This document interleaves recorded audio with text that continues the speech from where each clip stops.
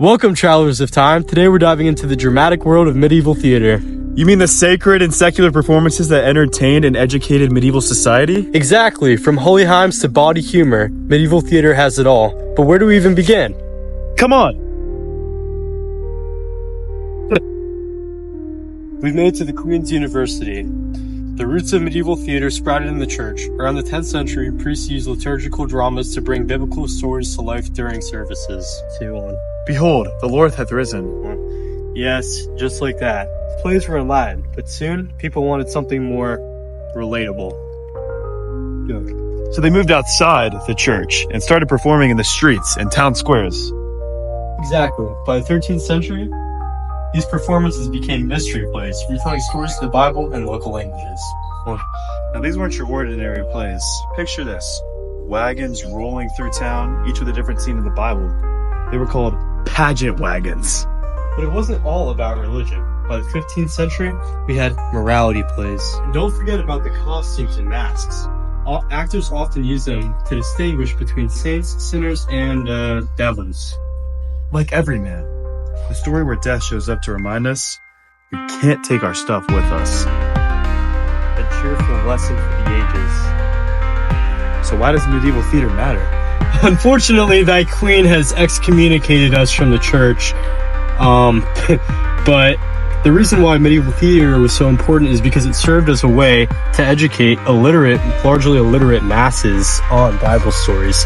It was also one of the first forms of theater that was mobile. I mean, they would travel from different towns telling tales about the Bible, educating people on Jesus Christ. And it really revolutionized the way that we see theater today.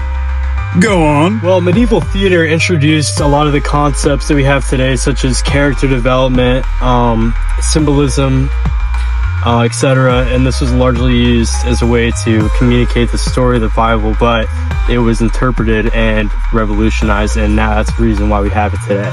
Another thing that was pretty unique about medieval theater, something pretty important, is that medieval theater is where the morality play originated. And what the morality play basically is it's almost like an allegorical depiction of like internal human conflict. And so because of medieval theater that kind of introduced that to drama, we have so many spin-offs. I mean, think about any romance comedy, any psychological thriller, all that really comes from medieval theater. So yeah, that's pretty neat. Another pretty cool thing about medieval theater is the fact that it basically is the reason we have street performers today. Like if you think about mimes, jugglers, jesters, like all of that goes way back to medieval theater, which also kind of played into, like, if you know any magicians, any people like that, if you've ever experienced like a in-person kind of like on-the-go show, like anything mobile, like mobile performing really comes from medieval theater. So that's pretty interesting. Got it. But like,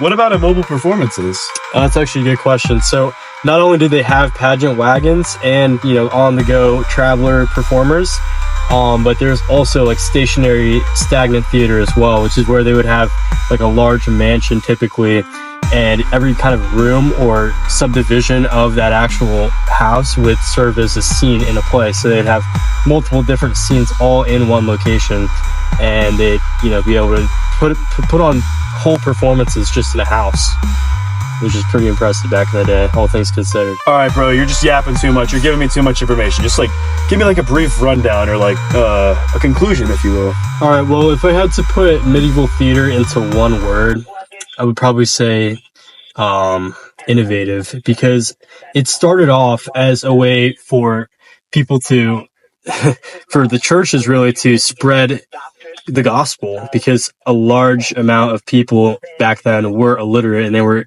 unable to read the Bible for obvious reasons, because they couldn't read anything, even the Word of God.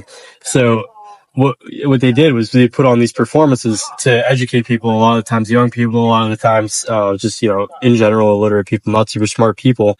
So that's how it started. But what really made it so innovative was the fact that they invented pageant wagons, which is mobile theater, which was huge. I mean, that had never been done before. And that's basically, we used a modernized version of the pageant wagon in current theater, because we have traveling crews that go from set to set, or theater to theater, putting on performances. Another thing that they invented basically was street performance. with the jesters, the mimes, the jugglers. So that's pretty interesting too.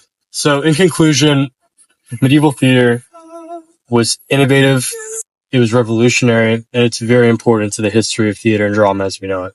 Thanks for joining us on our quest.